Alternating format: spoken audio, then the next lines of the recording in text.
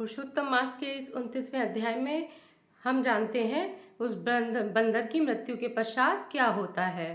स्वागत है आपका मेरे चैनल भारत का सनातन रहस्य ज्ञान में। तो आगे बढ़ते हैं इस 29वें अध्याय में। सुनिए।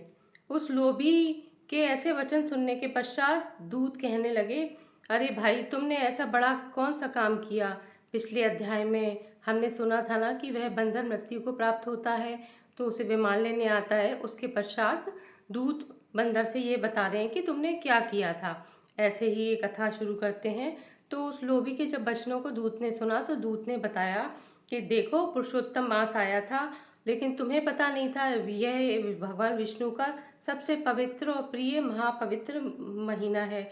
तुमने इसमें ऐसा तप किया जो कि देवताओं को भी दुर्लभ है।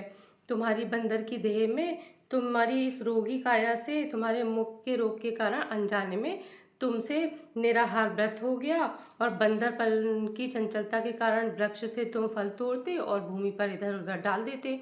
तो इस कारण से उन फलों को और मनुष्यों ने खा लिया, वे तृप्त हो गए, तो तुम्हारे हाथ से परोपकार हो गया। और क्योंकि तुम्हारे मुख से रुधिर बह रहा था तो तुम पानी भी नहीं पी पाए, तो तुम्हारा निराहार व्रत हो गया और 5 दिन तुम इस कुंड में पड़े रहे, तो पुरुषोत्तम मास का तुम्हारा स्नान भी हो गया। इस प्रकार से तुमसे महातप हो गया जिसका कि तुम्हें फल मिला और तुम गौलोक को जा रहे हो। इस प्रकार अपने भाग्य को सुनकर वह बड़ा प्रसन्न हुआ और गौलोक को जाकर प्राप्त हुआ। तब श्री नारायण कहते हैं, इस आश्चर्य को देखकर सब देवता भी चकित हो गए और पुरुषोत्तम की बड़ी बढ़ाई करने लगे। फिर वे अपने अपने स्थानों को भी चले गए। तो नारद जी कहते हैं, हे नारायण, आपने पिछले दिन में प्रथम दिन के प्रथम भाग का तो कृत्य कहा, पिछले भाग का कृत्य कहा, पिछले भाग का कृत्य, लेकिन तो पिछले भाग्य का मध्याह्न का कृत्य नहीं बताया था। कृपा करके वह भी बता दीजिए। तो श्री नारायण कहते हैं, देखो, प्रातःकाल का कर्म विधि करने के पश्चात मध्यकाल की संध्या को तिलों से अर्पण करें। अतिथि के लिए द्वार पर देखें। जो अतिथि भाग्य से गौ के ढूंढने के समय आ जाए उसकी पूजा करें। अत्यंत भक्ति से यथाशक्ति अन्नादि से उसको संपन्न करें।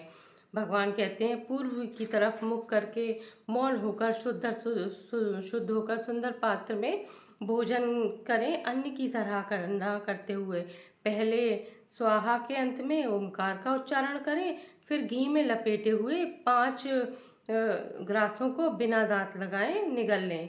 फिर मन लगाकर पहले मीठा भोजन करें। उसके पश्चात ब्राह्मण शास्त्र विरुद्ध अभक्ष्य भोज्यादि पदार्थ को ना खाएं। भूखा, सूखा, बासी भोजन भी अभक्ष्य कहा जाता है। तो भोजन पर बैठकर श्रेष्ठ मार्ग का विरोध ना करें।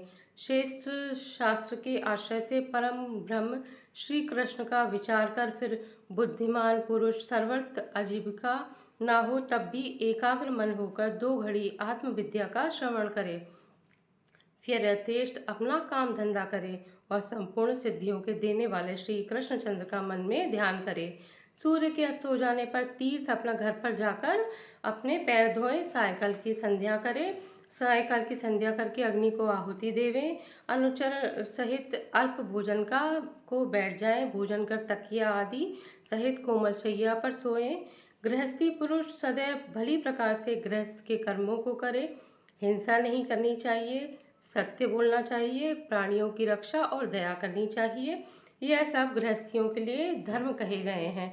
इस प्रकार पूरे पुरुषोत्तम मास का व्रत और कथा का विधान समाप्त होता है और यहीं पर 29वां अध्याय भी समाप्त होता है। तो दोस्तों, मेरे चैनल में बने रहिए। 30वें अध्याय के लिए सब्सक्राइब कर लीजिए।